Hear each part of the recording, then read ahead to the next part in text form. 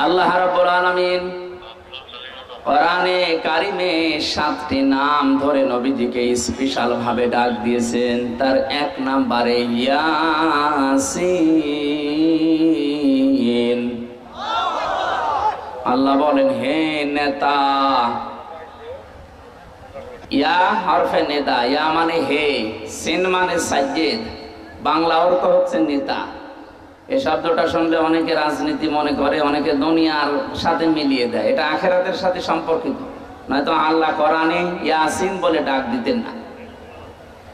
আমরা ইয়াসিন সূরার কথা শুনলে অনেকে মনে করি একবার পড়লে 10 খতম কোরআন শরীফ পড়ার সওয়াব হয়। হ্যাঁ, মাস্ট বি, হবে, কিন্তু এর ভেতরে 83টা শিক্ষা আছে, ওগুলো আপনার প্র্যাকটিক্যাল লাইফে থাকা লাগবে। আপনি একটাও মানেন না, শুধু পড়ে যাচ্ছেন। আপনার সওয়াবের পরিবর্তে যেগুলো জানলেন ওর উপরে যদি আমল না থাকে আরো গুনাহ হবে। কথা বোঝাতে পেরেছি? সিন শব্দের 5টা অর্থ পেয়েছি তাফসিরে কাবীরে আল্লামা ফখরুদ্দিন রাজি রাহমাতুল্লাহ আলাইহি। তিনি বলেন, সিন মানে সাইয়্যিদুল আলামিন, সিন মানে সাইয়্যিদুল বাশার, সিন মানে সাইয়্যিদুল কাউনাইন, সিন মানে সাইয়্যিদুল মুরসালিন, সিন মানে সাইয়্যিদুল আম্বিয়া। প্রতিটি শব্দের তিনি ব্যাখ্যা দিয়েছেন। প্রথম যে শব্দটা তিনি লিখলেন, সিন মানে সাইয়্যিদুল আলামিন, আলমের বহু বচন আলামিন। শুধুমাত্র এই দুনিয়া না, এই জগৎটা না, এরকম বহু জগৎ আল্লাহ বানিয়েছেন। যেখানে আপনি বসবাস করেন না কেন, ইয়াতানাজ্জালুল আমরু বাইনাহুন্না। সূরা তালাকের ভেতরে আল্লাহ জানিয়েছেন প্রতিটি জায়গায় আল্লাহর বিধিবিধান নাজিল হচ্ছে। মঙ্গল গ্রহে যারা আছে তাদের জন্য আল্লাহর ওই রকম বিধান নাজিল করেছেন। চন্দ্র দেশে যারা আছে ওখানকার জন্য আল্লাহর ওই রকম বিধান আছে। পৃথিবীতে যেহেতু আমরা শুধু মানুষ বাস করি, এখানে আমাদের জন্য আল্লাহর আলাদা বিধান আছে। সাইয়্যিদুল আম্বিয়া দিয়ে মুফাসসির বলেন, কেউ যদি মনে করে আমি তো দুনিয়ায় বসবাস করি না, আমি চন্দ্র দেশে আছি, আমি মঙ্গল গ্রহে আছি, ওখানে বসবাস করব। শুনলাম নাকি অনেকে ওখানে জমি কিনা আরম্ভ করেছে। কেনেন, আপনি ওখানেও যদি বাড়ি ঘর বানান, বসবাস করেন, সাইয়্যিদুল আলামিন এই শব্দের দ্বারা আপনাকে মুহাম্মদুর রাসূলুল্লাহকে চন্দ্র দেশেও মানা লাগবে। আপনি যদি আমি মঙ্গল গ্রহে আছি, আপনার একমাত্র আদর্শ হওয়া লাগবে, নেতা হওয়া লাগবে মুহাম্মদুর রাসূলুল্লাহ। এই শব্দটা বারবার বলছি কেন? কিয়ামতের ময়দানে আল্লাহ পাক যখন মানুষদেরকে বিচারের জন্য ডাকবেন, আমরা অনেকে দেশে উল্টাপাল্টা কথা শুনি যে কিয়ামতে এক একজন পীর সাহেব নাকি লক্ষ লক্ষ মুরিদ নিয়ে হাজির হবে। এটা বানানো কথা, ওটা নিজেদের স্বার্থে বানিয়েছে। কিন্তু কোরআনের কথা, ওয়াকুল্লুহুম আতিহি ইয়াউমাল কিয়ামাতি ফারদা। সূরা মরিয়ম 16 নম্বর পারার 10 নম্বর পৃষ্ঠার 15 নম্বর লাইনের 95 নম্বর আয়াত। এটা ফি জিলালিল কোরআনে আছে। ব্যাখ্যা করে বলতে গেলে অনেক সময় লাগবে, আমি শুধু একটু ইঙ্গিত দেই। আল্লাহ বলেন, কিয়ামতে প্রতিটি মানুষকে আমার সামনে আমি বিচার করার জন্য ডাক দেব, স্রেফ একা একা। কয়জন করি? শুধু এদিকে হাঁ করে তাকিয়ে থাকান, এবার নিজের দিকে আয়াতটা মিলান তো। কিয়ামতে প্রতিটি মানুষকে আল্লাহ নিজের সামনে যখন দাঁড় করাবেন, আপনার আশেপাশে কেউ নেই, স্রেফ আপনি একা। ফাইদা নুফিখা ফিস-সূরি ফালা আনসাবা বাইনাহুম ইয়াউমাইযিন ওয়ালা ইয়াতাসাআলুন। সূরা মুমিনুনের ভেতরে আল্লাহ জানিয়েছেন, সিংহায় ফৎকার দেওয়ার সঙ্গে সঙ্গে যত রকমের সম্পর্ক তোমার সাথে দুনিয়ার মানুষের ছিল, যত রকমের সম্পর্ক বলতে এখানে পারিবারিক সম্পর্ক আছে, রক্তের সম্পর্ক আছে, বিবাহের সম্পর্ক আছে, দলীয় সম্পর্ক আছে। এ কথা বুঝতেছেন? পৃথিবীর যত রকমের সম্পর্ক আপনার সাথে মানুষের ছিল সব কাট হয়ে যাবে। এমনকি কিয়ামতে কেউ কাউকে দেখলে পরিচয় দেওয়া দূরের কথা, আগে পালাবে। কোরআনে কারিমে আল্লাহ 7 প্রকার মানুষের নাম দিয়েছেন। ইয়াউমা ইয়াফিরুল মারউ মিন আখিহি ওয়া উম্মিহি ওয়া আবিহি ওয়া সাহিবাতিহি ওয়া বানিহি ইলা আখির আয়াত। আল্লাহ বলেন কিয়ামতে মানুষ দেখলেই সর্বপ্রথম পালাতে আরম্ভ করবে তার ভাইয়ের কাছ থেকে। প্রশ্ন আসতে পারে, পৃথিবীতে ভাইয়ের চাইতে আপনজন আছে মা? মায়ের নাম আল্লাহ কেন দিলেন না প্রথমে? জবাব দিয়েছেন মুফাসসিরিন ইকরামে ভাবে, পৃথিবীতে আপনি যদি অন্য কোনো জায়গায় গন্ডগোল করেন, যদি দোষ আপনারও থাকে, ভাইয়ের কাছে আসলে দেখবেন দোষ আপনার। এমন অনেক ভাই আছে নিজের ভাইয়ের দোষ জানার পরও প্রতিপক্ষকে মারার জন্য উদ্যোগ নেয়। আর ভরসা যেহেতু ভাইয়ের উপরে ছিল, এজন্য ভাইয়ের নামটা আগে দিয়েছেন। ইয়াফিরু এ শব্দের শাব্দিক অর্থ হচ্ছে মাজা তুলে দৌড় দেওয়া। সাপে তাড়লে মানুষ যেভাবে দৌড়ায়, বাঘে তাড়া দিলে যেভাবে দৌড়ায়, পুলিশ দেখলে যেভাবে দৌড়াতাম, এখন আর দৌড়ানো লাগবে না, এখন ওনারা আমাদের বন্ধু। গত কয়েকদিন আগে যশোরের এসপি সাহেব ঘোষণা দিয়েছে, পুলিশের এই চাকরি আমি জান্নাতে যাওয়ার মাধ্যম হিসাবে গ্রহণ করেছি। ওনার এই কথাটাকে 100% সাপোর্ট করছে যারা প্রশাসনে আছে। যদি এই নিয়ত নিয়ে কাজ করে, যতক্ষণ দায়িত্বে আছে, আমি যতটুকু খোঁজ খবর জানি, আমার দোলাভাইও তো আছে, এদের যে ডিউটি কোনো শেষ নেই, 24 ঘন্টায় ডিউটি। তার পুরা 24 ঘন্টায় ইবাদত হবে যদি ওনার ওই মন নিয়ে কাজ করে। আল্লাহ প্রশাসনকে ওইভাবে পাল্টিয়ে যাওয়ার তাওফিক যেন দান করেন। কিছু দুষ্ট লোকের কারণে এই বিভাগটার উপরে আজ মানুষের ক্ষোভ। যাদের জন্য এই করুণ অবস্থা, তারা কিন্তু সব গর্তের ভেতরে পালিয়েছে। তারা তো দায় নিল না। হাজারো এই নিচের যারা আছে এখন কান্নাকাটি করে যে আমরা এখন করবো কি। আমার বাড়ির নিচতলায় একটা পুলিশ ছিল, ও যে কোথায় গেছে আল্লাহ মনে হয় জানে না, এত ভয়ে ছিল। 5 তারিখে বিকালে লোকজন এসে বলছে ওনারা বের করে দেন, মেরে ফেলবো। মেরে ফেলো না। আমি নিচতলায় এসে নেমে দেখি যে না, আমরা তালা মারা, কেউ নেই, সব আল্লাহ রাস্তায় চলে গেছে। এই অবস্থার সৃষ্টির জন্য যেই কয়টা মানুষ দায়ী, এই কয়টা মানুষের বিচার করা দরকার।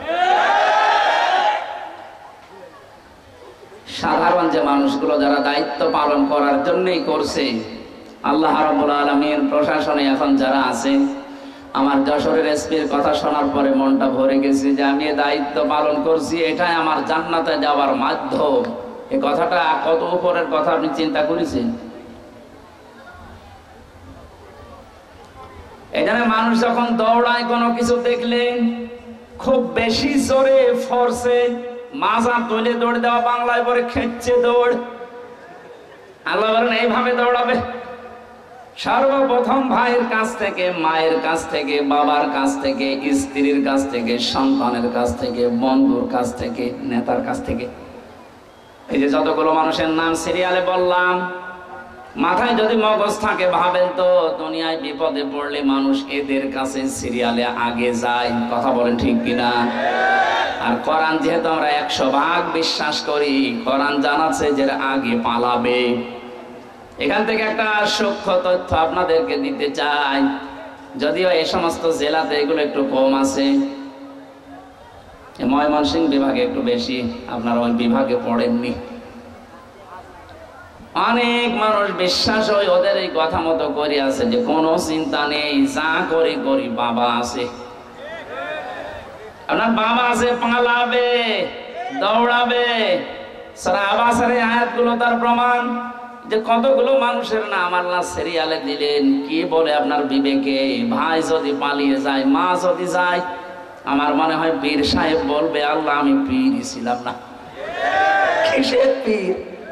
পরিচয় দিলে এখন আমি নিজে ধরা খাবো। নিজে বলবে আমি এগুলো কিছু ছিলাম না, আমি পালালাম।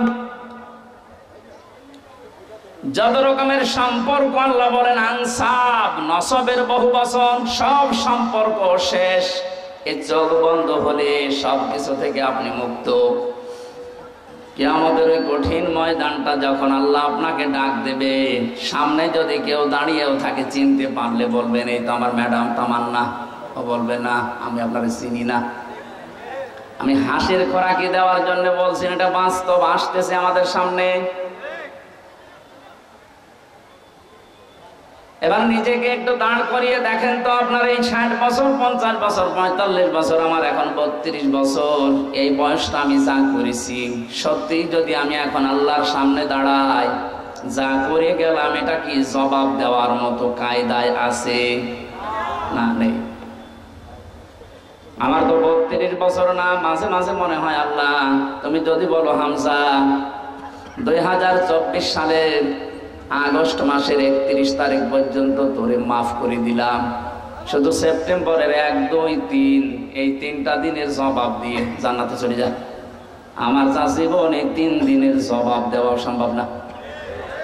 আপনি পারবেন না?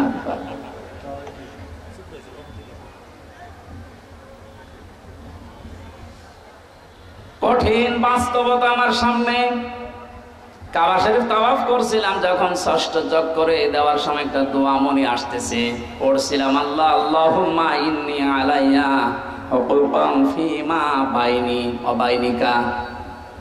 কাবার সামনে নিয়ে বলা হচ্ছে, মাবুদ আমি তোমার গোলাম, তুমি আমার মালিক, তুমি আমাকে গোলাম হিসাবে সেই নেই থেকে শুরু করে হামজা বানিয়েছো। আমি কিন্তু উল্লেখ করার মতো কিছু ছিলাম না, একেবারে নেই থেকে শুরু করে আজ হামজা পর্যন্ত তুমি বানিয়েছো। হ্যাঁ, আমার মা বাবা শুধু বিছানায় ছিল, এতটুকুই শেষ, বাকি কিছু করার ক্ষমতা তাদের নেই। বিজ্ঞান জানিয়েছে বাবার স্ফলিঙ্গ দিয়ে দ্রুত গতিতে পানিটা যখন বের হয়ে মায়ের রেহেমের ভেতরে যায়, 40টা দিনে মহান আল্লাহ এটাকে 4টা ভাগে ভাগ করেন। ফালিয়ানজুরিল ইনসানু মিম্মা খুলিকা মিম্মা দাফিকিন ইয়াখরুজু মিন বাইনিস সুলবি ওয়াত তারাইব। আলেম যারা আছেন একটু খেয়াল করেন তো, আল্লাহ বলেন মানুষকে নজর করে না তার জন্মের দিকে। আল্লাহ এমন একটা জায়গায় হাত দিয়েছেন, দুর্বল একটা জায়গা। মানুষকে যদি কেউ ঘায়েল করতে চায়, ছোট করতে চায়, মুখ বন্ধ করে দিতে চায়, সে যেন তার দুর্বল জায়গায় হাত দেয়। আল্লাহ দিয়েছেন এমন একটা জায়গায় হাত দিয়েছেন, আপনি উস বিষ করার মতো ক্ষমতা পাবেন না। কে নিয়ে এত লাফালাফি করো তুমি? তোমাকে বানিয়েছি কি দিয়ে? দেখো যে পানিটা বাবার শরীর থেকে বের হলেই বাবার শরীর পর্যন্ত নাপাক হয়ে যায়, যেখানে লাগে ওই জায়গাটাও নাপাক হয়ে যায়। কথা বলে না কেন? এটা দিয়ে তোমার আমি বানালাম। এই যে সোলবন এবং তারাইব দিয়েছেন আল্লাহ, আরবি ভাষায় সোলবন এক বচন, তারাইব বহু বচন। বাবার লজ্জাস্থানকে সোলবন বলা হয়, মায়ের লজ্জাস্থানকে তারাইব বলা হয়। বাবার ক্ষেত্রে আল্লাহ এক বচন দিলেন, মায়ের ক্ষেত্রে বহু বচন দিলেন কেন? এই আয়াতের ব্যাখ্যায় আমি দেখেছি মুফাসসির লিখেছেন, পৃথিবীর ময়দানে মায়ের চাইতে বাবার কষ্ট 3 ভাগ কম হয়। বাবা শুধু বিছানায় থাকা পর্যন্ত, এখান থেকে শুরু করে দুনিয়ার মুখ দেখানো যত দায়িত্ব পালন করেছে আপনার মা। কোরআনে কারীম জানাচ্ছে, হামালাতুহু উম্মুহু ওয়াহানান আলা ওয়াহানি ওয়া ফিসালুহু ফি আমাইনি আনিশকুর লিল্লাহ ইলা আখিরি আয়াত। কষ্টের পরে কষ্ট সহ্য করে মা তোমাকে পেটে বহন করেছিল 10 মাস 10 দিন। এরপরে ডেলিভারির যে কষ্টটা, বিজ্ঞান এই শব্দটা নিয়ে গবেষণা চালিয়ে দেখেছে। আমরা যত পুরুষ এখানে বসে আছি, যত শক্তিশালী পুরুষ হোক, মোহাম্মদ আলী কিলে নাম শোনেননি? এই লোকটা পর্যন্ত 45 ইউনিট কষ্ট যদি তাকে দেওয়া হয় মারা যাবে। এর বাইরে আর সহ্য করার ক্ষমতা পুরুষদের শরীরে আল্লাহ দেয়নি। বিজ্ঞান জানাচ্ছে একটা মা যখন সন্তান দুনিয়াতে মুখ দেখাতে ডেলিভারির কষ্টটা সহ্য করে, কমপক্ষে তার কষ্ট হয় 57 ইউনিট। একবারে শরীরের 24টা হাড় ভেঙে গেলে যেমন কষ্ট হয়, আমার এই মুখটা দুনিয়াতে দেখাতে মায়ের ওই কষ্ট হয়েছিল। শুধু এতটুকুই শেষ করেননি, 2 বছর পর্যন্ত আমার মা আমাকে দুধ খাওয়িয়েছেন। এই 3টা বিষয়ের কারণে আল্লাহ পাক জন্মের ক্ষেত্রে যেখানে দিয়েছেন সেখানে বহু বছর মায়ের তারাইব। ও পৃথিবীর মানুষরা, এই যে আনিশকুরলিল্লাহ এ শব্দের ব্যাখ্যা পড়তে গিয়ে একটা আশ্চর্য বিষয় আমার কাছে এসেছে। আল্লাহ যেখানে তার নিয়ামতের শুকরিয়া আদায় করো, শুকরিয়া আদায় করো এই কথা দিয়েছেন, পুরা কোরআনে দেখবেন ওই জায়গার পরে আল্লাহ মা বাবার শুকরিয়া আদায় করো এ শব্দটা লাগিয়েছেন।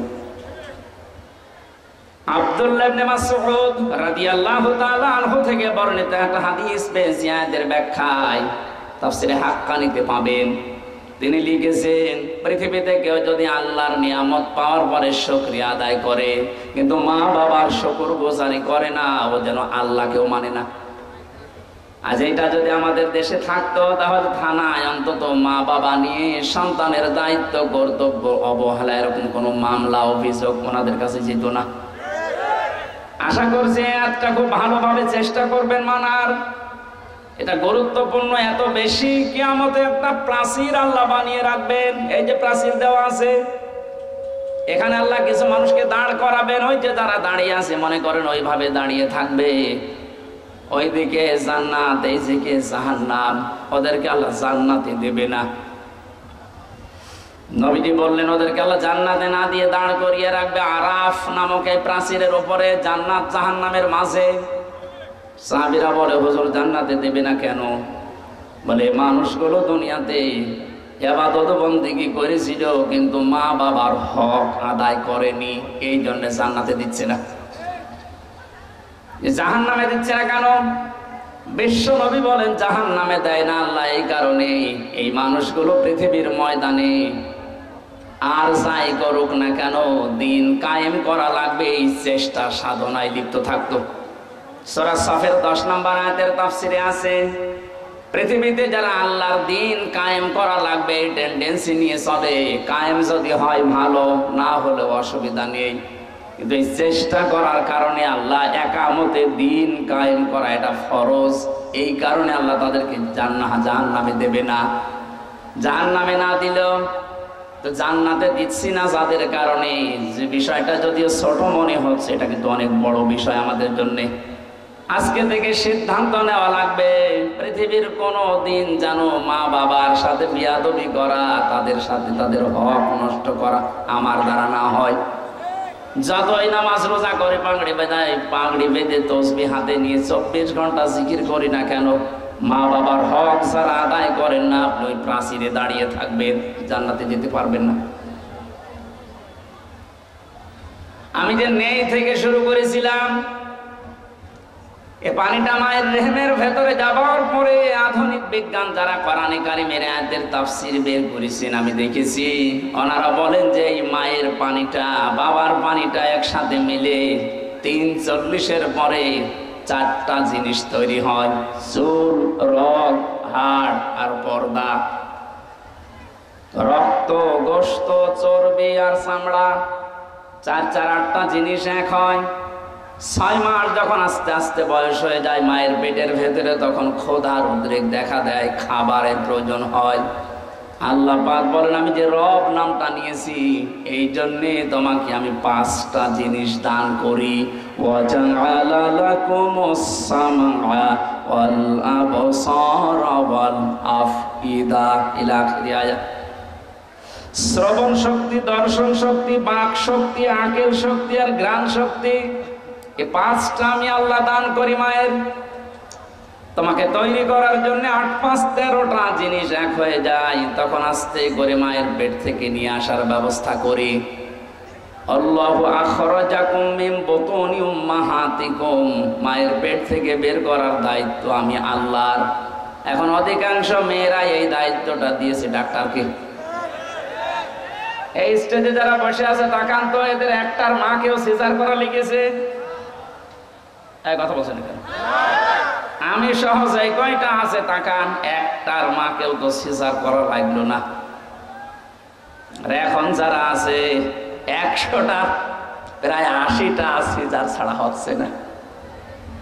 কারণ এই লোকটার মায়ের বিশ্বাস ছিল আল্লাহর উপরে যে পরিমাণ, এখন এদের বিশ্বাস, ওই বিশ্বাসটা দাঁড়িয়েছে ডাক্তারের উপরে। সন্তান পেটে আসতে দেরি, স্বামীকে বারবার নিয়ে চলো কোথায়, ক্লিনিকে। কেন? দেখা লাগবে পেটে, জন্ডিস না লেডিস। 10 মাস 10 দিনে মনে হয় 4-5 বার করে আল্ট্রাসাউন্ড করে।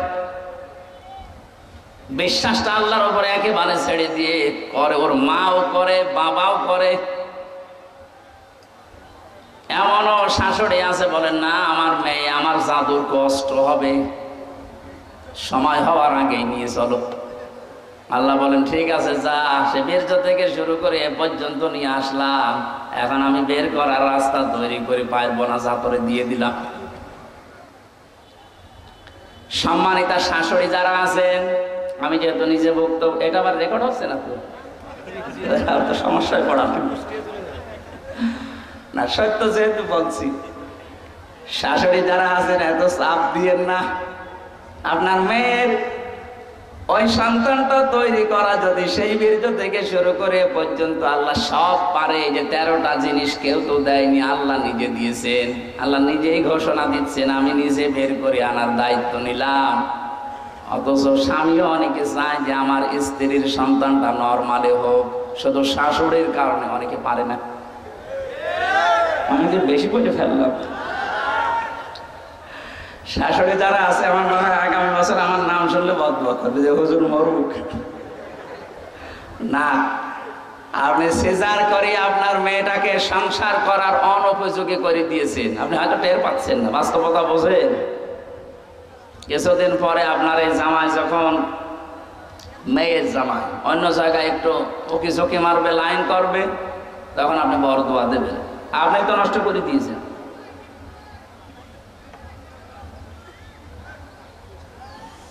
আমার ভাইরা, আল্লাহ রাব্বুল আলামিনকে কাবা শরীফ 6ষ্ঠ চক্কর দেওয়ার সময় বলা হয়েছিল, আল্লাহ তুমি ওই নেই থেকে শুরু করে এই যে হামজা পর্যন্ত বানালি আমারে, যত কিছু দেওয়ার দুনিয়াতে সব তুমি আমাকে দিয়ে দিয়েছো। হাল আতা আলাল ইনসান খায়রুম মিনাদ দাহরি লাম ইয়াকুন শাইআম মাযকুরা। আমি তো জন্ম হওয়ার আগে উল্লেখ করার মতো কোনো বিষয়ও ছিলাম না। তুমি আমাকে যা যা দেওয়ার সব তোমার রব নামের খাতিরে আমাকে দিলে। 5টা বিষয় আল্লাহ যে আলাদা ভাবে আপনাকে দিয়েছেন, একটু কোনোদিন ভেবেছেন? ওটা কিন্তু দুনিয়ার কেউ দেয় না। শ্রবণ শক্তি, দর্শন শক্তি, বাক শক্তি, আকেল শক্তি আর ঘ্রাণ শক্তি। মাঝে মাঝে একা থাকলে ভাবি, আল্লাহ যদি তুমি আমাকে একটাও কম দিতে, হামজা হয়ে দুনিয়ায় আসতাম ঠিক। যদি দর্শন শক্তি না দিতে, মানুষ আমাকে কানা বলতো। কথা বলছে না কেন? কুমিল্লা একবার খাবার খাচ্ছিলাম মাহফিলে, বাম পাশে এক অন্ধ, হঠাৎ বিদ্যুৎ চলে গেল। আমরা যারা সকলা মানুষ আছি চিল্লা পাল্লা করছি, কই তাড়াতাড়ি জানাটা চালু, কারণ আলোর ব্যবস্থা করেন। অন্ধ আমার হাত চেপে ধরে বসে হুজুর চিল্লাচ্ছেন, মাত্র কয়েক মিনিট কারেন্ট চলে গেছে, আপনারা চিল্লান। অথচ আজ 42 বছর আমার জীবনে কোনো কারেন্ট নেই। 42টা বছর হয়ে গেল দুনিয়ায়, আমার কারেন্ট কি এটা আমি জানি না। ওই দিন অন্ধ আর একটা কথা জানিয়েছিল যে সকলা মানুষ যারা, ওরা তো এমনিতেই দেখে, ঘুমিয়ে থাকলে স্বপ্নেও দেখে, কিন্তু আমরা অন্ধ যারা, ঘুমিয়ে থাকলে স্বপ্নেও কিছু দেখি না, শুধু একটা আওয়াজ শুনি। আপনি ওর জায়গায় নিজেকে দাঁড় করিয়ে বলেন তো, আপনি কি পেয়েছেন জীবনে? কিছুই যদি না পেয়ে থাকেন, শুধু চোখ দুইটার কারণেও তো সেজদা দেওয়া যায়। কথা বলে না কেন? জামাত ইসলামের যিনি আমির এখন, ডাক্তার শফিকুর রহমান, ওনার সাথে জেলখানায় আমি ছিলাম, এক রুমে দেখেছি মাঝে মাঝে উনি সেজদা দিত শুধু এইটার দিকে তাকিয়ে। বুড়া মানুষ, মুরব্বী মানুষ, 65 বছরের বয়স, সারাদিন আদালতে থাকার পরে যখন আসতেন রাত 8টা, 8:30, 9টায়, কিছুক্ষণ নামাজ আদায় করার পরে সেজদায় পড়ে যেতেন। এক সেজদায় 45 মিনিট, 1 ঘন্টা, 1.5 ঘন্টা পড়ে আছে।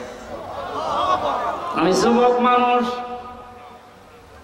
এশার নামাজ পড়ে ঘুমিয়ে দে, 2 ঘন্টা 2.5 ঘন্টা পরে ঘুম ভেঙে দেখি পড়ে আছে সেজদায়। কি স্যার সেজদা দিচ্ছেন? হামজা, যে চোখ 2টা আল্লাহ দিয়েছে, নিয়ামত যদি সারা রাত ও সেজদায় থাকি আদায় হবে না।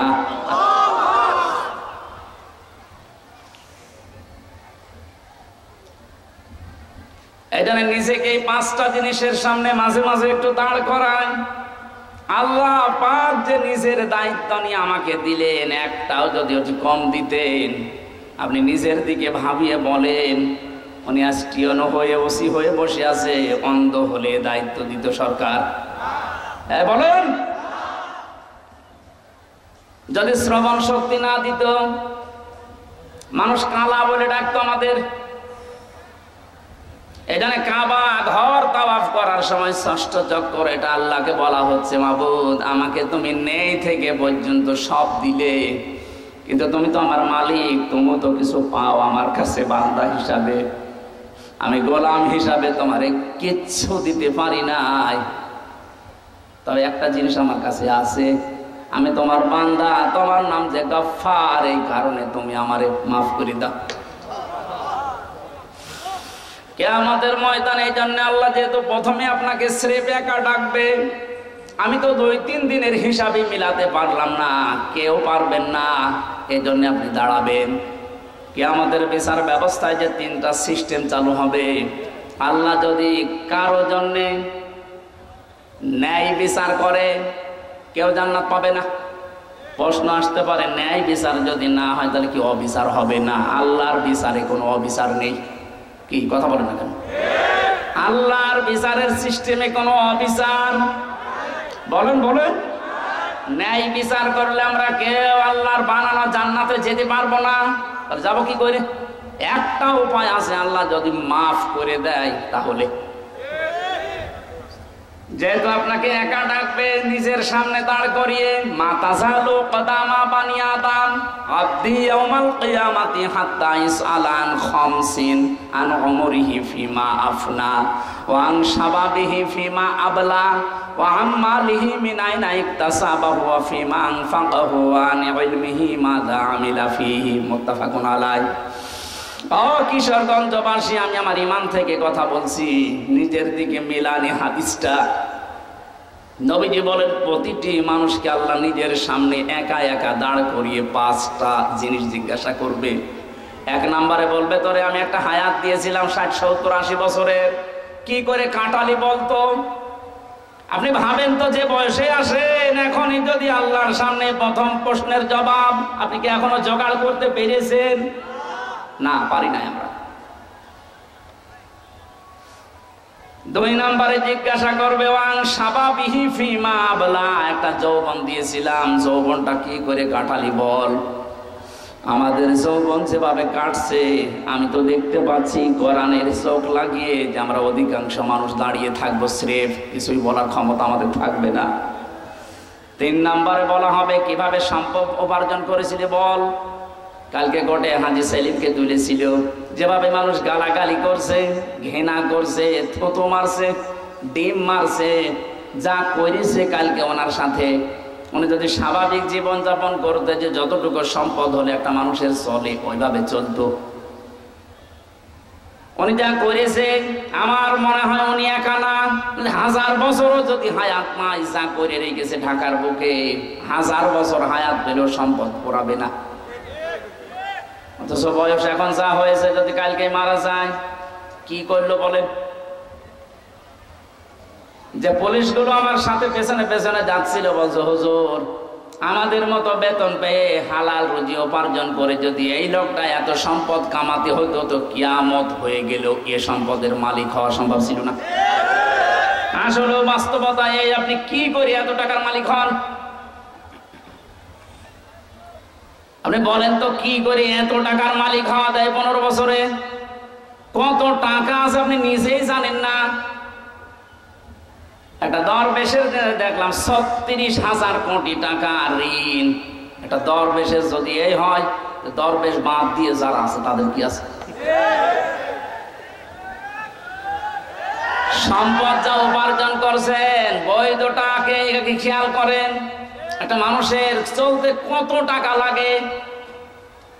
এটা কিছুক্ষণ আগে আমরা সবাই খাবার খেয়ে আসলাম যে বাড়িতে, হয়তো কম বেশি সবাই খেয়েছি পেট পুরে। এখন যদি কেউ রাজভোগ সামনে এনে দেয়, আমাদের যে এখন অবস্থা, 1 কেজি বলে যে 20,000 টাকা কি 2,000 টাকা কেজি এই মিষ্টির আপনি খান, আমার তো মনে হয় এখানে এখন আর কারো খাওয়া সম্ভব না। এই তো আমাদের জীবন, 2,000 টাকা কেজি মিষ্টি পড়ে আছে, এখন আর খাওয়া সম্ভব না, কারণ আমার পেটে আর জায়গা নেই।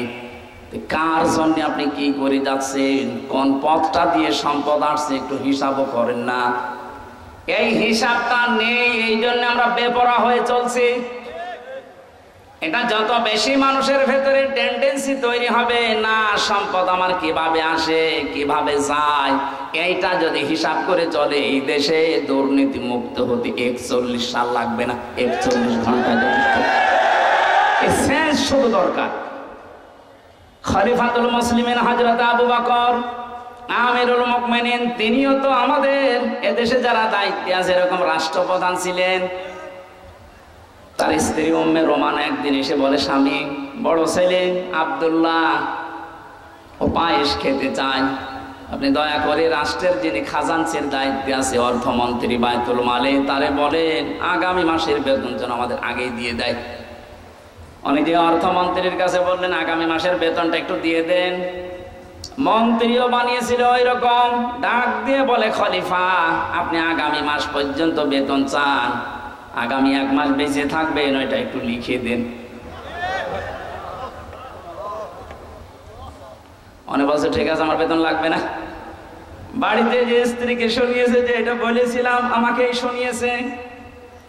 স্ত্রী আমাদের বড় মদের উল্টো পাল্টা না, স্ত্রী ওই রকম 15 দিন পরে কথাবার্তার আর কিছু বলে না, ঠিক আছে আর চাহিদা নেই। 15 দিন পরে ঠিক উনি খাবারটা তৈরি করেছে, সামনে দেওয়ার পরে বলছে কোথায় পেলে? স্ত্রী বলছে, স্বামী আপনি ভুল বুঝবেন না, আপনাকে আমি বলেছিলাম আপনি পারেননি, অপারগতা দেখিয়েছেন, আমি জেনে শুনে একটা কাজ করেছিলাম। ওই দিন থেকে 15 দিনে প্রতিদিন 1 মুঠ করে চাল গম আটা যাই বলেন তুলে রাখতাম। এই 15 দিনে প্রায় 2 কেজি বেশি হয়ে গেছে। এইটা বিক্রি করে আজ আমি এই সন্তানের চাহিদা পূরণ করতে এটা বানিয়েছি, এটা হারাম কোনো কিছু মিশ্রিত নেই। হযরত আবু বকর বললেন, সন্তান তাড়াতাড়ি খেয়ে নাও। খাবার শেষ করে চলে গেলেন অর্থমন্ত্রীর কাছে। বায়তুল মালে গিয়ে বলে, খাজানচি আগামী মাস থেকে আমার যে বেতন আছে 12,000 টাকা, 2,000 করে কম দিও। কারণ আমি যা হিসাব করে দেখলাম যে আমার 10,000 টাকা হলেও সংসার চলে, 2,000 টাকা রাষ্ট্রের কাছে কাজে লাগাও। আজ দায়িত্বে আছে 1628 জন মানুষ, এখানে 2 জন আছে। এই 1628 জন মানুষকে আমরা যদি এইভাবে তৈরি করতে পারি, আল্লাহর কসম এই দুনিয়ার এই বাংলাদেশটাই খলিফাতুল মুসলিমিন আবু বকরের যুগের মতো হয়ে যাবে। আমরা চাই আল্লাহ এনাদেরকে ওইভাবেই যেন তৈরি করেন, আখিরাতের ভয় জাহান্নামের ভয় অন্তরের ভেতরে 100 ভাগ পয়দা করে দিক। 5 নম্বরে আল্লাহ জিজ্ঞাসা করবে, ওই ওয়ান ইলমিহি মাযা আমিলা ফি, যতটুকু জানতি তার কতটুকু মানতি এটা বল। এইটা বড় কঠিন প্রশ্ন। এখানে কে জানে না ঘুষ খাওয়া নিষেধ, কে জানে না সুদ খাওয়া নিষেধ, মানুষের উপরে জুলুম করা নিষেধ, কে জানে না? এই যে জানার পরেও আপনি মানেন নাই, জানার পরে যারা মানে না ওরা আল্লাহর কাছে জালেম। কি আপনি না জেনে ভুল করেছেন, ওটা আল্লাহ মাফ করে দিতে পারে, কিন্তু জানার পরেও কেউ যদি না মানে ও কিন্তু আল্লাহর দরবারে জালেম। জালেমের যতগুলো আয়াত আল্লাহ কোরআনে দিয়েছে আমার কাছে ভয়ঙ্কর মনে হয় সূরা শূরার 42 নম্বর আয়াতটা, ইন্নামাস সাবিলু আলাল্লাযীনা ইয়াযলিমুনান নাস ইলা আখির আয়াত। সূরা শূরা 42 নম্বর আয়াত 25 নম্বর পারার 6 নম্বর পৃষ্ঠার 13 নম্বর লাইনে আছে। এটা ইবনে কাসিরে আছে তাফসিরে। আল্লাহ পাক বলেন, আমি নিজে কেস করব, মামলা দেব তাদের বিরুদ্ধে যারা মানুষ হয়ে মানুষের উপরে জুলুম করে। এই আয়াতটা পড়ার পরে আমার মনে হয় বাংলাদেশে আমরা হাজারো মানুষ আল্লাহর মামলার আসামি। এখন বাধা দিয়ে দেখেন, কালকে এই মামলা পাবেন, পুলিশ বাদী কেস হবে। কথা বলছেন যারা মানুষ হয়ে মানুষের উপরে এতদিন জুলুম করেছেন, এখনো করছেন, এখনো জুলুম বন্ধ হয়নি, এখনো জুলুম চলছে। এটা বিনা কারণে 5 তারিখের পর থেকে বিনা কারণে যাদের বাড়ি ঘরে আগুন লাগিয়েছেন, যারা দোষ করে নাই, যাদের ব্যবসা প্রতিষ্ঠান ভাঙচুর করেছেন, আত্মসাৎ করেছেন তাদের সম্পদ, এটাও জুলুম। এটা জুলুম না? এই জুলুম গুলো যারা করেছেন, আপনি কিন্তু সরোয়ার সাহেবের আসামি হবেন না, হামজার আসামি না, আপনি আল্লাহর মামলার আসামি।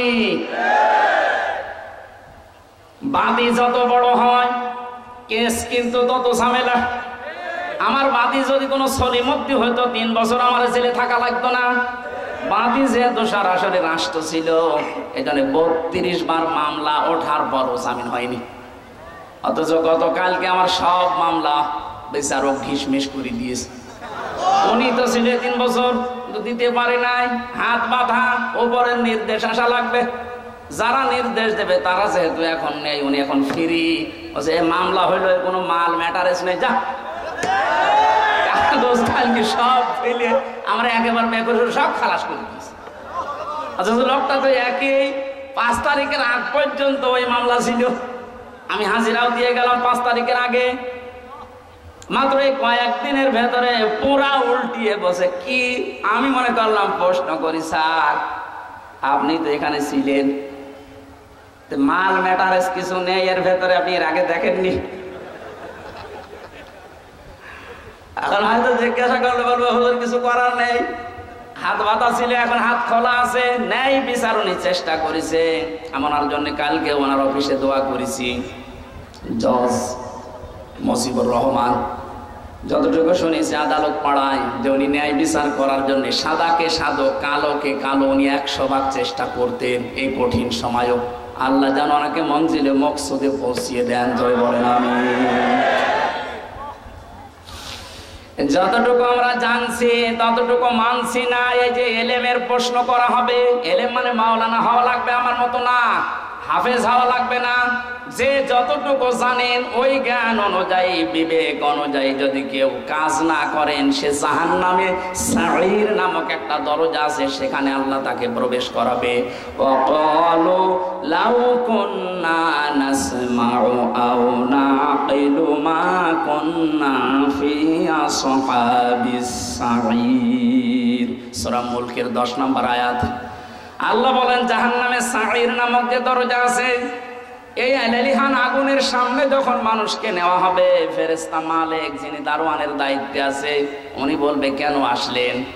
যত মানুষ এই সাঈর নামক জাহান্নামে যাবে, তারা এক বাক্যে বলতে বাধ্য হবে যে আমরা শোনার পরে না শোনার ভান করেছিলাম, আর আমাদের বিবেক আমরা কাজে লাগাইনি। তাকান তো আজ এটার দিকে তাকিয়ে, আজ হাজারো মানুষ আমরা যে জানার পরও না জানার ভান করে থাকি, মানতে চাই না।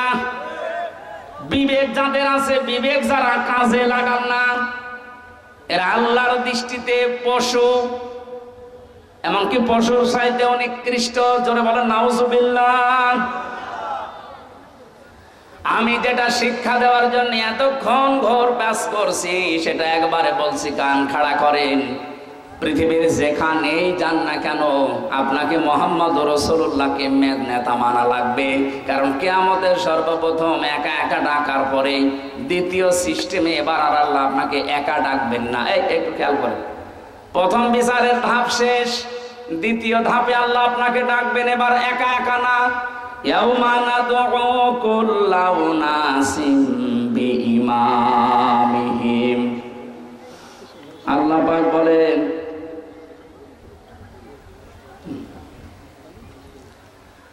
আল্লাহ পাক বলেন সূরা এটা বনী ইসরাঈলের 72 নম্বর আয়াতের প্রথম অংশে আছে, কিয়ামতে এবার সিস্টেমে আমি ডাকবো মানুষকে তার নেতার সাথে, ইমামের সাথে। ও কিশোরগঞ্জবাসী, এটা আখিরাতের সম্পর্কিত, এই জন্য আমি বিষয়টা ক্লিয়ার করছি। কিয়ামতে আল্লাহ মানুষকে দ্বিতীয় ধাপে ডাকবেন একা একা, না নেতার সাথে? আগে নেতা, এরপরে কর্মী। আপনার বিবেককে এবার জিজ্ঞাসা করেন তো, যে নেতাকে আপনি মেনে চলেন, এ যদি কিয়ামতে আল্লাহর সামনে দাঁড়ায় আর আপনি তার পেছনে, ওর যা চরিত্র, ওর যা সুরাত সিরাত, ওরে দেখে আল্লাহ মাফ করবে বলে মনে হয়? বলছেন না, ও তো ধরা খাবে। আপনি কি আর কি মারেন? আপনি এখনই বলছেন না আমি যাকে মেনে চলি, যার পেছনে থাকি, কিয়ামতে ওর সামনে যদি আমি থাকি আল্লাহ ওরে দেখে মাফ করবেন, আপনি নিজেই বলছেন, তাহলে আপনি ধরা খাবেন না। এই জন্য শুধু ইয়াসিন পড়ে শেষ করে দিলে হচ্ছে না, এটা মানা লাগবে। বিশ্ব নবী বাদ দিয়ে অন্য কেউ যেন আপনার আদর্শ মরণ পর্যন্ত আর না হয়, এটা খেয়াল রাখবেন। কারণ নবীজি যদি সামনে দাঁড়ায় ওই দিন, আপনি পেছনে থাকলে আপনাকে দেখা লাগবে না, বিশ্ব নবীকে দেখে আল্লাহ মাফ করে দেবে। ইয়াসিনের যত শব্দর ব্যাখ্যা আছে সব বলতে 33টা পেয়েছিলাম আমি, এত বলতে গেলে সময় চলে যাবে। আমরা 2টা আয়াত কোরআন থেকে পড়েছিলাম, এক আয়াতের কিছু কথা তাফসীর আকারে বলছি। সূরা জমা থেকে পড়েছি একটা আয়াত। কি সূরা? জমা। জমা মানে এক জায়গায় হওয়া, একত্রিত হওয়া। আমরা যেহেতু 7 দিন পর পরে মুসলিমদের একটা অনুষ্ঠান আছে জমার নামাজ, ওখানে এক জায়গায় হই। নামাজ পড়ার পরে আপনার কাজ কি? ইসলামে তো শুধু ইবাদত হিসাবে শুধু নামাজই না, নামাজ যখন শেষ হয়ে যাবে তখন আপনি আর মসজিদে বসে থাকতে পারবেন না। বাংলাদেশে বহু জায়গায় সিস্টেমটা আছে, নামাজের পরে অনেকেই মসজিদের ফ্যান টাঙিয়ে আরামে বসে গল্প করছে না। কোরআনে কারীম জানাচ্ছে ফাইদা উদিয়াতিস সালাতু ফান্তাশিরু ফিল আরদি ওয়াবতাগু মিন ফাদলিল্লাহ। নামাজ যখন শেষ হয়ে যাবে মসজিদে আর থাকা যাবে না, ছড়িয়ে যান, ছিটিয়ে পড়েন। যেখানে যার কর্মজীবন আছে ওখানে হালাল রুজি উপার্জন করার জন্য চেষ্টা চালান। আমার কর্মজীবন দিনের এই ময়দানে, আমার একটা ব্যবসা আছে, ওখানে আমি যে শ্রম দেব ওইটাও নামাজের মতো ইবাদত। ওনার কাজ অফিসে, ওনার কাজ থানায়, নামাজ শেষ করার পরে থানায় যদি 8টা ঘন্টা বসে ডিউটি করে, ওই 8 ঘন্টা নফল নামাজের সওয়াব আল্লাহ ওনার আমল নামায় লিখে দেবে। এখানে নামাজের সময় মাস্ট বি, মুসলিম যারা নামাজ পড়তেই হবে, এর কোনো বাদ দেওয়ার সিস্টেম তো নেই। অনেকে চেয়ারে নামাজ পড়েন, মাসলা বলছে একটা, আপনি যদি দাঁড়িয়ে নামাজ পড়তে না পারেন বসে পড়বেন, বসে যদি না পারেন শুয়ে পড়বেন। কোন কারণে বাবুগিরি দেখানোর জন্য চেয়ারে নামাজ পড়া লাগবে আপনার? এই এলাকায় হয়তো সিস্টেম নেই, এটা কুষ্টিয়ায় আছে। তোমার মনে হয় এই মাসলা বলা ঠিক হইল না? ঠিক আছে না, আপনি কোন কারণে বসেছেন? সব কাজ আপনি বাইরে করে বেড়াচ্ছেন, আর এখানে এসে আপনার যে সিস্টেম না, এটা যায় না আপনার সাথে। আপনি যদি অপারগ হয়ে থাকেন, বসে দাঁড়িয়ে নামাজ পড়তে পারছেন, আপনি বসে পড়েন। কথা বুঝতেছেন? বসেও আপনি পারেন, আপনি শুয়ে শুয়ে ইশারা করেন যে আমি এখন রুকু যাচ্ছি, এখন সেজদা করছি। যদি এইটাও না পারেন, অজ্ঞান হয়ে গেছেন, আপনার নামাজ মাফ। এমনকি মেয়েদের যখন দুনিয়ায় সন্তান আসে, প্রথম যে পানিটা দেখা যায়, এই অবস্থায় যদি সন্তানের মাথা বের হয়ে যায়, বিশ্ব নবী বলেন তোলার ভেতরে ছেলেটার মাথাকে বিছিয়ে দিয়ে মহিলাকে বলো নামাজ পড়তে। এত বড় গুরুত্বপূর্ণ একটা বিধান, যদিও নামাজের এই বিধানটা আমাদের দেশে এখন রাষ্ট্রীয়ভাবে কায়েম নেই, এই জন্য ওয়াজ করা লাগছে। যদি রাষ্ট্রীয়ভাবে কায়েম হয়ে যায় তখন আর নামাজের ওয়াজ এই দেশে করা লাগবে না। আল্লাহ যেহেতু একটা সুযোগ আমাদের সামনে দিচ্ছে, নামাজ রাষ্ট্রীয়ভাবে কায়েম থাকলে কি শান্তি পাওয়া যায় ওটা এখনো দেখেননি। আমি বিশ্বের বহু দেশে ঘুরেছি, কিছু কিছু জিনিস আঁচ করতে পেরেছি। কোরআনে কারিমের বিধানটা যেন আল্লাহ আমাদের চর্ম চোখে দেখায় যে নামাজ রাষ্ট্রীয়ভাবে দেশে কায়েম হয়ে গেছে, বলেন আমিন। আর এটা কায়েম করবে ফেরেশতারা? এই কথা বলে দেখেন, যারা ওই জায়গায় বিলটা পাস করবে এরকম মানুষকে আল্লাহ যেন দায়িত্ব দেন। তাহলে নামাজ শেষ করবেন কেন? কারণ পৃথিবীতে রহমত ছাড়া বেঁচে থাকা সম্ভব না। আপনি এক পা ফেলেছেন আর এক পা ওঠাবেন, এই পা তুলতে গেলেও রহমত লাগবে কার? আপনি যদি নিজের মাস্তানিতে চলতে চান পারবেন না। কোরআনে কারীম জানাচ্ছে প্রতিটি মানুষের এই পায়ের পেছনে প্রতিটি কদমে কদমে একটা ফেরেশতা সাহায্য করে। আল্লাহ যদি অর্ডার দিয়ে দেয় এর কদমে আর সাহায্য করবেন, আপনি প্যারালাইজড হয়ে পড়ে থাকবেন।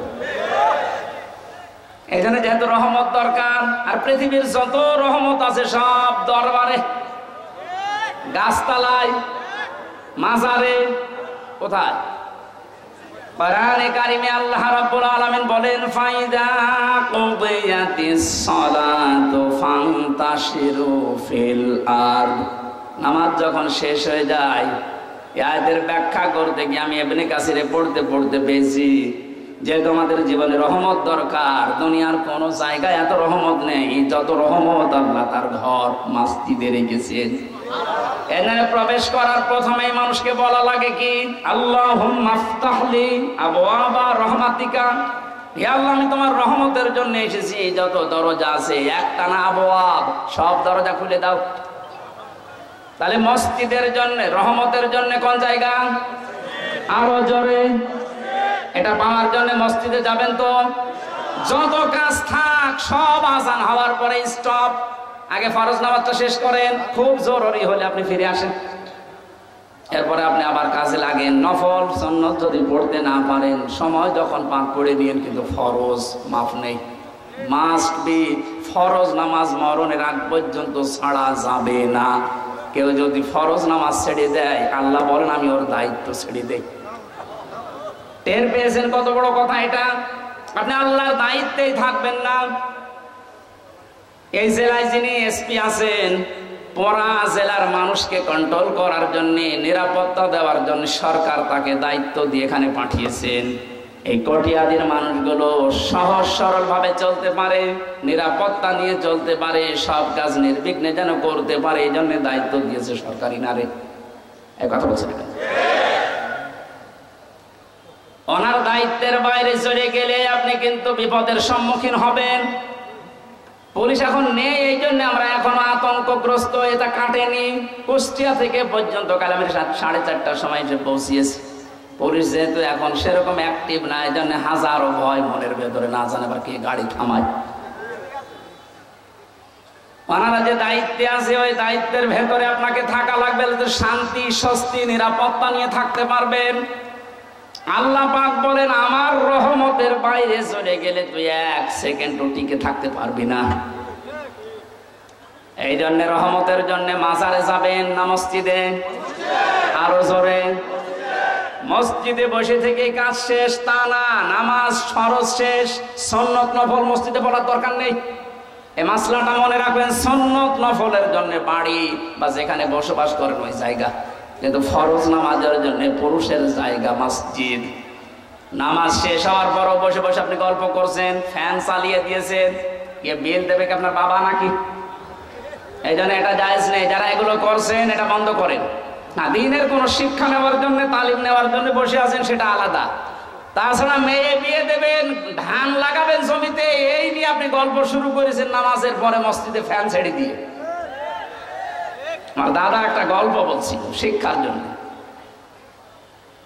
কিছু মানুষ নামাজ পড়ে না, কোন ওয়াক্তেই যায় না, কিন্তু এলাকাতে বিদ্যুৎ নেই, সোলারে চলে, মসজিদে জেনারেটর দিয়ে ফ্যান চালায়। লোকজন যে বলছে মুয়াজ্জিন সাহেব আমরা নামাজ পড়বো না, এশার নামাজ পড়ে মানুষ যখন সব চলে যাবে চাবি দিয়ে দেবেন, ফজরের আজান দিতে আসবেন চাবি নিয়ে নেবেন, অসুবিধা নেই, আমরা ফ্যান ছাড়া আমাদের খুব কষ্ট হচ্ছে। মুয়াজ্জিন বলছে এমনি এমনি দেবো। ঠিক আছে, মাসে আপনাকে গোপনে আমরা 4 জন মিলে 2000 টাকা দেবো। ঠিক আছে। এশার নামাজ পড়ে সব বাড়ি চলে যায়, ওরা আসে রাত 9:30 10টায়। মসজিদে প্রবেশ করে মানুষ 4 জন, ফ্যান দিয়েছে 10টা। ফ্যানের নিচে যাদের ঘুমানোর অভ্যাস নেই, ওরা যদি একবার ফ্যান পায় ঘুমাবে না মরে যাবে, মরে গেছে। এমন ঘুম, একবার ফজরের সময় মুয়াজ্জিন এসেছে, আজান দেবে, যেই লাইট দিয়েছে দেখেন আউযুবিল্লাহ, কারো কাপড় ঠিক নেই, ওদের মাঝখানে দাঁড়িয়ে চিল্লানি দিয়েছে, মসজিদে থাকা জায়েজ নেই। ওরা হাত বাদ করে ওটা বলছে মুয়াজ্জিন সাহেব কে ফতোয়া দিলেন মসজিদে থাকা জায়েজ নেই মানে? হ্যাঁ, মসজিদে থাকা জায়েজ নেই ফতোয়া দেন, দলিল কি বলেন? দলিল কি? আমি নিজে দেখলাম। কিসের দলিল দেখো? কোন দলিল লাগবে না, বিনা দলিলে হারাম। নামাজ শেষ হওয়ার পর আপনি কোন কারণে আল্লাহর ঘরে বসে বসে সময় কাটাবেন? কি দায়িত্ব আপনার? এই জন্য আল্লাহ আয়াত নাযিল করে জানালেন নামাজ শেষ, ছড়িয়ে যা, ছিটিয়ে পড়। অবতাগু মিন ফাদলিল্লাহ, আল্লাহর অনুগ্রহ ফজল কোথায় পাওয়া যায় সেখানে দৌড়িয়ে যা। এই যে ফজল মানে রিজিক, ফজল মানে এখানে মসজিদ থেকে বের হওয়ার সময় মানুষ দেখবেন বলে আল্লাহুম্মা ইন্নী আসআলুকা মিন ফাদলিকা, হে আল্লাহ আমি তোমার কাছে চাই ফজল, অনুগ্রহ, রিজিক। কিন্তু শব্দের দিকে খেয়াল করলে যেটা দেখা যাচ্ছে আল্লাহ কিন্তু নামাজের আগে ওয়াজকুরুল্লাহ দেননি, যে নামাজ পড়তে গেলে আল্লাহর জিকির বেশি বেশি কর নেই। তো কর্মজীবনে যে, বাস্তব জীবনে যে, প্র্যাকটিক্যাল লাইফে যেন আপনি আল্লাহর জিকির, আল্লাহর স্মরণ মসজিদের চাইতেও বেশি করেন। এই জন্য ওয়াজকুরুল্লাহ কাসীরা দিয়েছেন। আয়াতের এই দ্বিতীয় অংশটুকু আমাদের দেশে আজ 100% কায়েম করা লাগবে। মসজিদে গেলে মানুষ আল্লাহকে কম বেশি ডাকে বা ডাকবে, এটা স্বাভাবিক। কিন্তু কর্মজীবনে যে অধিকাংশ মানুষ আমরা ভুলে যাই। কুষ্টিয়ার বড় বাজারে একবার তেল কিনতে গিয়ে একবার দেখি একটা লোক তেল মেপে দিচ্ছে, আর ওই যে কি দিয়ে মেপে দিত, কোটা দিয়ে, প্রত্যেকটা একটু করে কম দেয়। কিছু বললাম না। ওই লোকটা যখন চলে গেল, কাছে গিয়ে বললাম মুরব্বি মাথায় টুপি দিয়ে আপনি কি কাজ করলেন? এ কাজ করা আপনার ঠিক হয়েছে? কিছু কথা বলার পরে আমারে ধমক দিয়ে বলছে বেশি বোঝো। টুপিটা খুলে ফেলে দিল, পকেট থেকে একটা সাদা টুপি বের করে বলছে এটা আমার নামাজ পড়া টুপি, আর এটা তেল বেচা টুপি। বলেন তো কোথায় আছে? আমি শুধু হাসির জন্য বলছি না, বাস্তবতা এইটাই। ওই যে নামাজের স্মরণ করেছিল যে টুপিটা মাথায় দিয়ে, ওই টুপিটা মাথায় দিয়ে যদি ওর কর্মজীবনে আল্লাহকে স্মরণ করতো, প্রতিবার একটু একটু করে কম দিতে পারতো। কোরআনে কারিমের জন্য জানিয়েছে ওয়াইলুল লিল মুতাফফিফিন ইযা তালু আলান নাসি ইস্তাফুন, ধ্বংস হয়ে যাক ওই মানুষগুলো যেই মানুষগুলো ওজনে কম বেশি করে, নেওয়ার সময় বেশি নেয়, দেওয়ার সময় কম দেয়। এটা শুধু দোকানদারদের জন্য না। আমরা মনে করছি যারা ওজন করে ওজনে কম বেশি দেয়, তা না। এই যে চেয়ারে বসে আছে এটা একটা ওজনের চেয়ার। এখানে যে যেখানে আছেন ওই জায়গায় আপনার ওজন আছে। শিক্ষকতা যারা করে, শিক্ষকরা তো নেওয়ার সময় বিভিন্ন জায়গা থেকে জ্ঞান ঠিক মতোই নেয়, দেওয়ার সময় আর দিতে চায় না, বলে প্রাইভেট পড়া লাগবে, কোচিং করা লাগবে।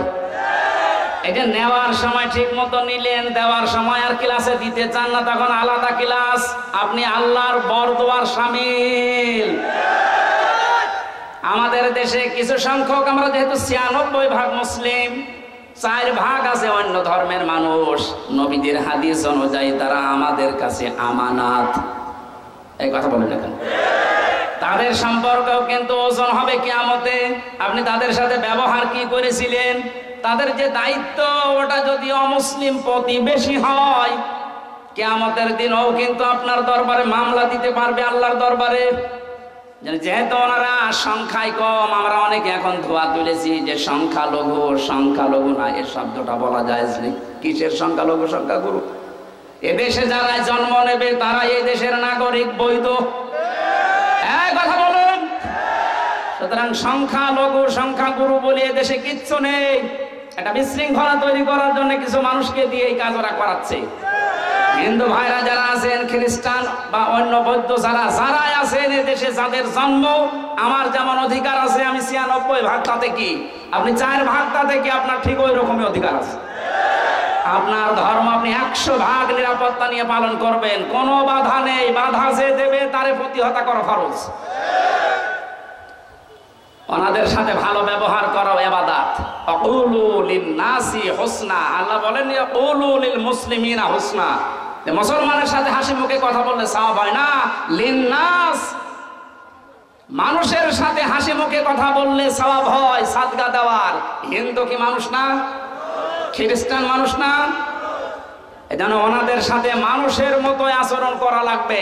এটা একটা ইবাদত, এটা কর্মজীবনে যে এটার একটা কর্ম। আমাদের এলাকায় আছে কিনা জানি না, আমাদের এলাকায় তো অত হিন্দু নেই। এই এলাকায় যদি অমুসলিম কেউ থাকে, আপনারা মুসলিম বেশি, তাতে কি তাদের সাথে আচরণ করা লাগবে, কারণ এটা একটা ওজনের স্তর। কিয়ামতে এইটাও পাল্লায় মাপ দেওয়া হবে। এমন কোন কাজ যেন আমরা না করি যে এই কারণে আবার ধরা খেয়ে যাচ্ছে। বিশ্বনবী জানিয়েছেন, কোন এলাকায় যদি অমুসলিমরা থাকে তারা তোমাদের কাছে আমানত, ওদের উপর যদি অত্যাচার করো বিনা কারণে, কিয়ামতে আমি নবী তোর বিরুদ্ধে মামলা দায়ের করব ওর পক্ষ নিয়ে।